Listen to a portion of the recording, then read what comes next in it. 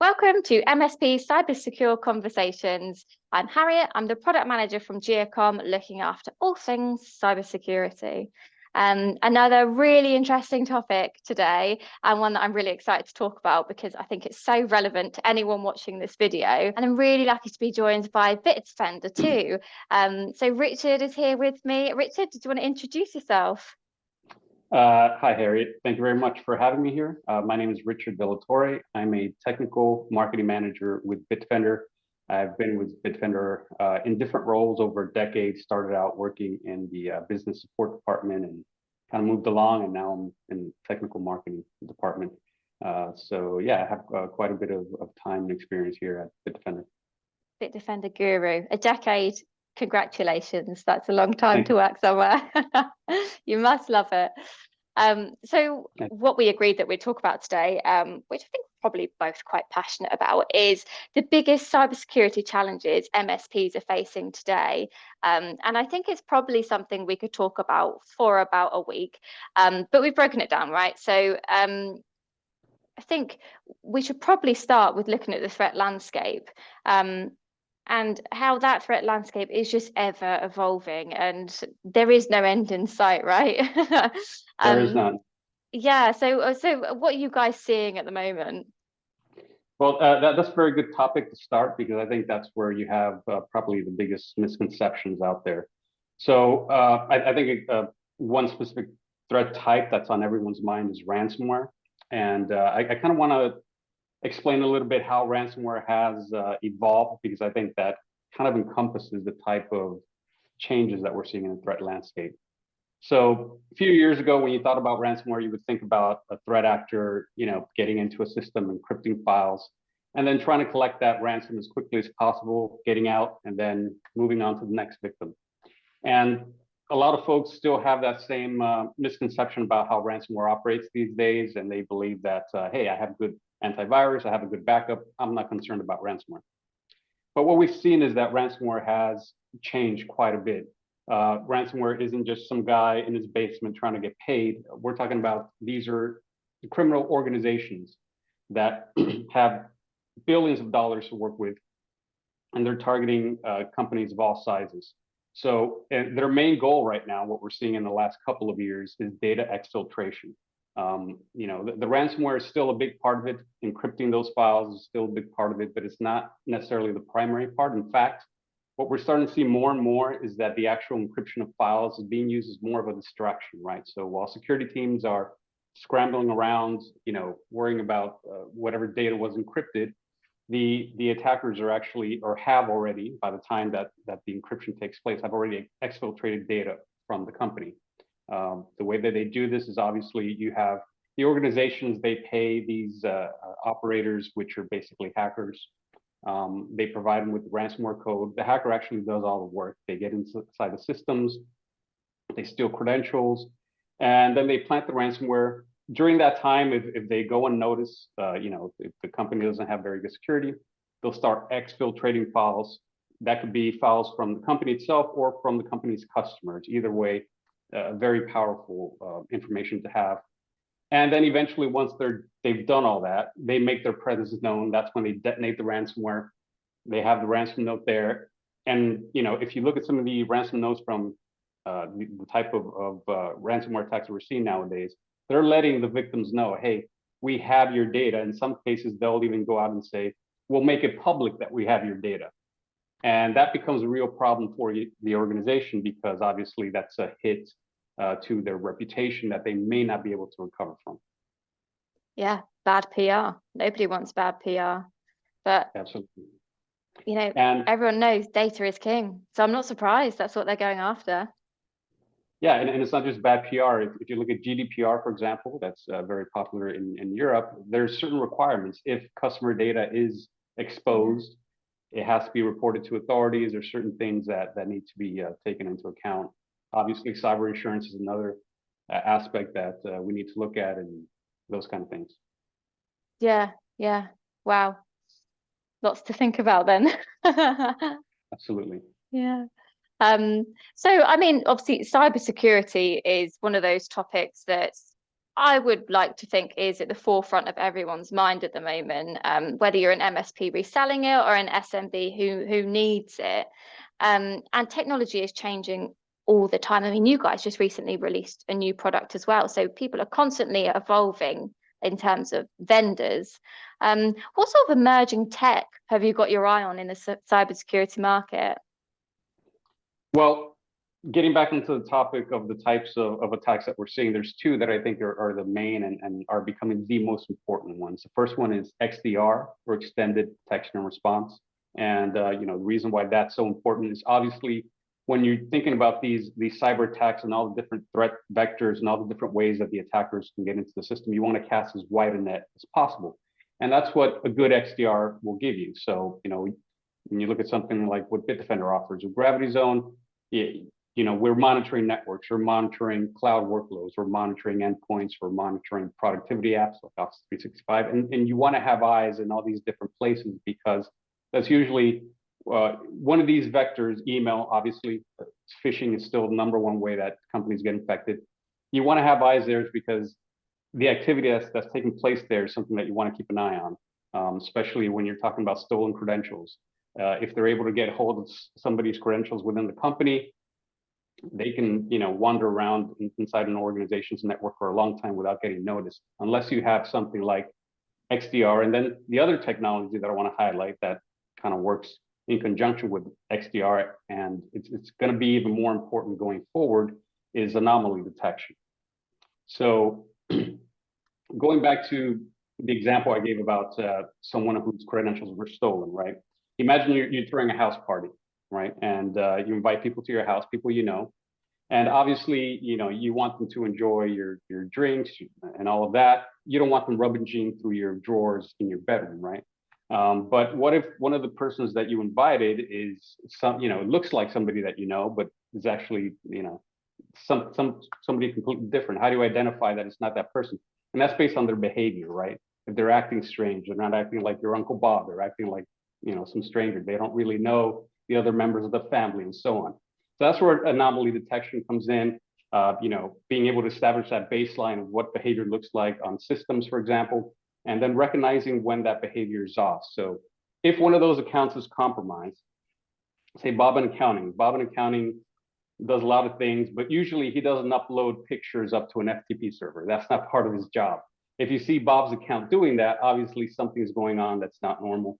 And again, anomaly detection is very important in identifying that. So again, those are two technologies that I think are probably the two most important going forward, especially now. One of the things I want to talk about a little bit later is how these different AI systems, AI chatbots and so on, are starting to propagate and what that means for organizations around the world and their security. Yeah, I mean, XDR is a huge topic at the moment, and you can see why. And anomaly detection as well. I think it's just so clever to recognize when one particular user's behavior is different to the norm. When you're talking about, organizations that have 5,000 people, the fact you can still be that detailed for one user is, it's exactly what the market needs, but a bit mind-blowing. Yeah. So obviously there's so many products in the market. And MSPs, I would say, are more on the front line than I am in regards to challenges that end users are facing. But also, naturally, the MSPs have got challenges their own. And I'm sure there's plenty that I don't know about. What would you say are the main challenges that MSPs are facing at the moment? Sure. So I think one of the main challenges, and I've talked to a lot of MSPs in my time here at Bitdefender, and it's just having so many tools to manage, right? So tool consolidation has become a very important part of their work. Obviously, MSPs are usually dealing with smaller customers, individual customers, and they each maybe want to bring their own security solution or something to that effect. And so the MSP needs to be able to manage all those tools. So, years ago, we saw the emergence of RMM tools, and a lot of MSPs use, like, Kaseya, ConnectWise, so on. And it's very important that your security solution has very good integration with these RMM tools so that the MSPs can continue to work with the tools that they're familiar with and not constantly have to learn and adjust to new tools. So that's one aspect of the tool consolidation. The other thing is complexity. I was recently at the Info Security event in London, and there's all kinds of security solutions there. And what I've heard from a lot of folks is that they see a solution that looks great, but then they're like, oh man, this does really good, does one thing very well, and I like it, but if I get it, that's just another tool that I have to manage. That's just another tool that I have to learn. So you definitely want to have some kind of security solution that offers you all of the different things that you need for cybersecurity in one package. I believe that Bitdefender has that with Gravity Zone, endpoint protection, patch management, so on and so on. So that helps again with consolidating all those solutions, having one tool that does it all, makes the MSP's jobs a lot easier. Another aspect is alert fatigue, obviously, because you're dealing with so many different customers. You want to make sure that the cybersecurity tool that you're using is accurate with when they identify a threat that has low false positives and so on, so that the MSP isn't chasing ghosts.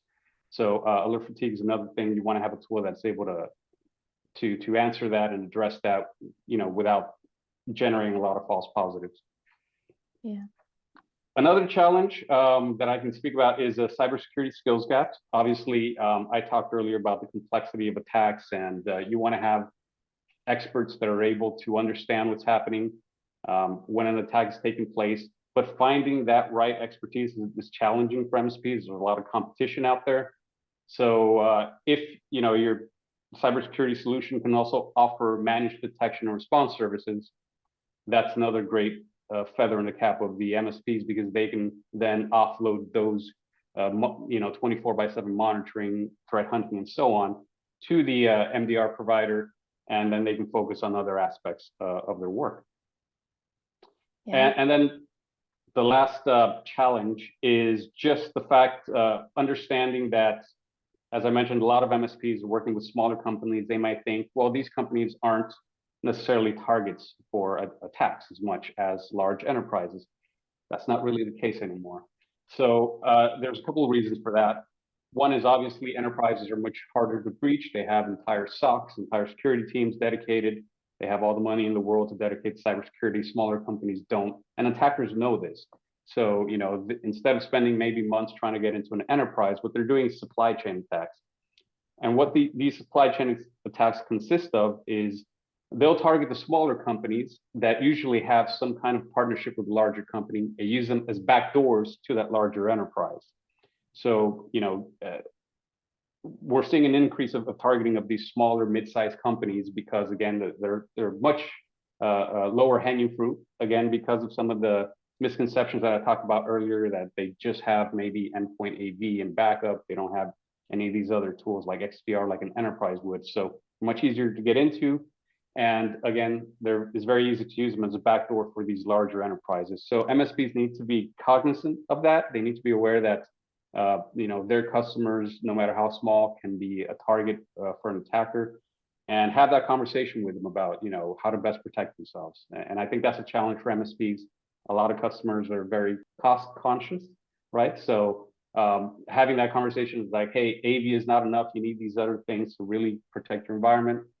I think it is a challenge for MSPs going forward. I mean, you've only noted what 4 or 5 there, and that's just the start of it. And if you look at like the alert fatigue, yeah, I mean that's so true. And even the tool consolidation.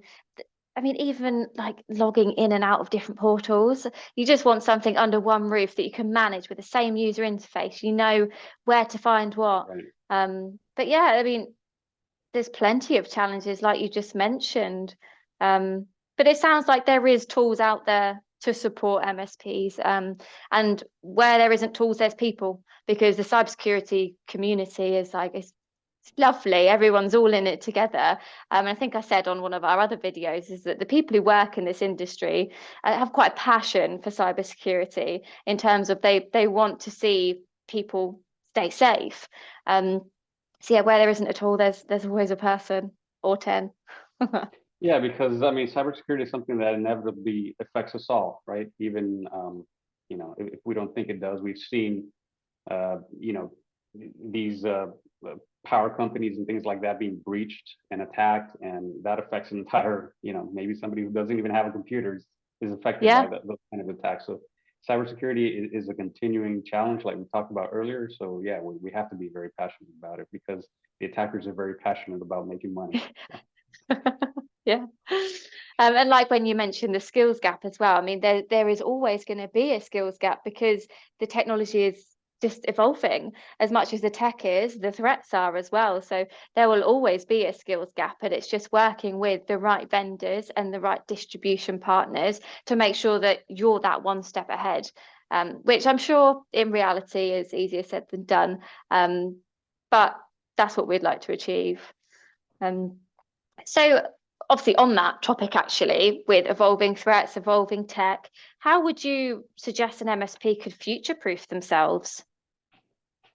Well, going back to the two things that I talked about earlier, the two tools, obviously XDR, you want to make sure that you have eyes as many threat vectors as possible, identify strange behavior, like I mentioned, anomaly detection. Those are really the type of things, having what we call defense in depth, not just relying on antivirus and backups, not just relying on, spam filter for your emails, but having all these other technologies that are really looking at things that you may not be aware of, right? That you may not think about. Again, like user behavior, being on top of patching, very, very important.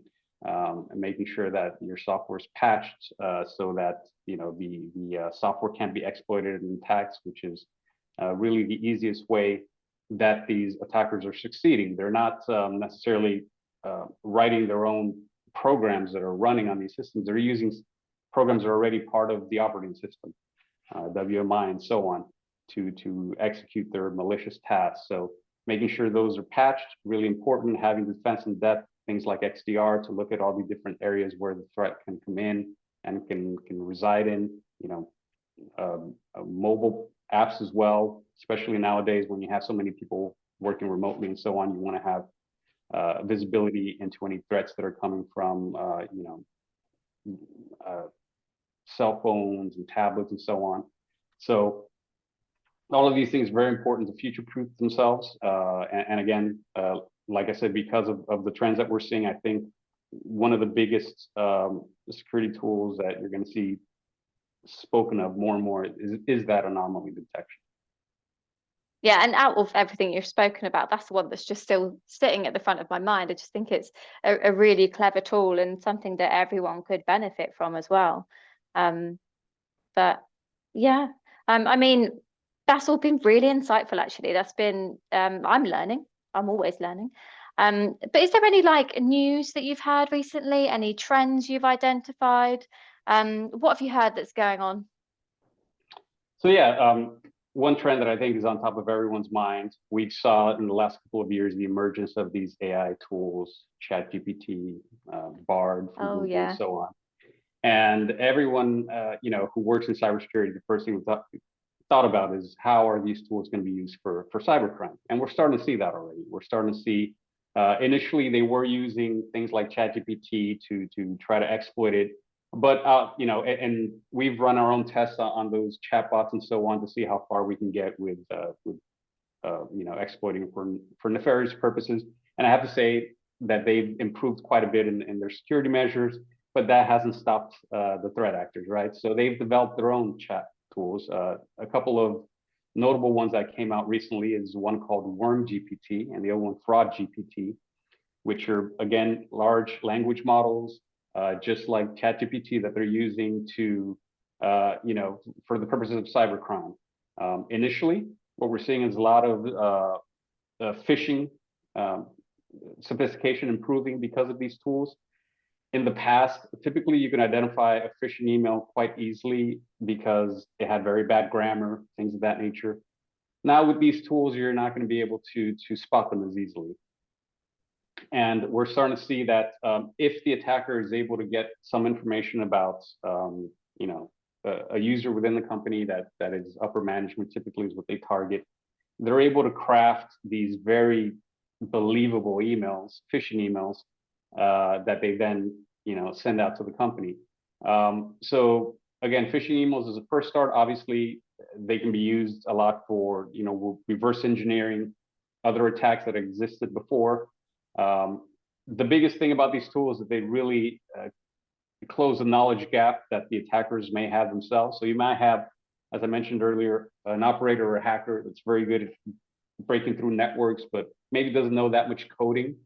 Now they can use these tools to kind of close those knowledge gaps. You can have those tools write code for you and so on. The interesting thing about these worm GPT and fraud GPT is that the way that they're explained, or that they're sold to, and on the dark web and so on, is that they're basically Chat GPT. And I'm using that because that's the most popular one. Yeah. But without any of those safety features that prevents using that tool for nefarious purposes. So it's open season for them, pretty much. And it is, as for us in the cybersecurity community, it's not ever, evolving challenge, right? Keeping up with these different tools. Obviously we're using similar tools ourselves to provide more context to attacks, for example, to identify, when these tools are being used and so on, to thwart attacks that may be developed by these tools. But it's something that, we're going to continue to fight. And this is why I think anomaly detection is going to be such a popular thing, because, as these tools become more popular, as the threat actors begin to use them, is it going to be more important to just being able to recognize unusual behavior? That, obviously things like, being able to determine if files are malicious and all that's still important, but just being able to identify unusual behavior, whether it's of users or systems, I think is going to be key in fighting against these new attacks that are facilitated by these AI chatbots. Yeah, I think it's a great tool, and it sounds like the sort of thing, whether you're working remotely or in the office, it's just something that's sort of a no-brainer. But that's great. I've learned so much from talking to you, and I really appreciate your time as well. I know obviously we're in completely different time zones, so it's great that you could jump on. Any final words before we depart? I guess the final words I'm going to say is just, if there's something when it comes to cybersecurity that MSPs or partners, distributors don't understand, reach out to a cybersecurity vendor. We'll be happy to explain it to you. We know that the threat landscape is always changing. There's new threats, new attacks, and it's really important that they understand what's going on so that they know how to properly address it, and not just maybe look at something like XDR. Hey, that's the new thing, I should have that. Understand why it's important to have something like that, and that starts out with understanding the threats that are out there and how they operate. So don't just buy it because it's new and shiny. Get to understand what it is first. Yeah, great advice. All right, Richard. Well, thanks very much for your time. Can't wait for these videos to come out. We'll let you know as soon as they're ready. But I'll speak to you again soon, I'm sure. Thank you, Harry. It was a pleasure. Thank you.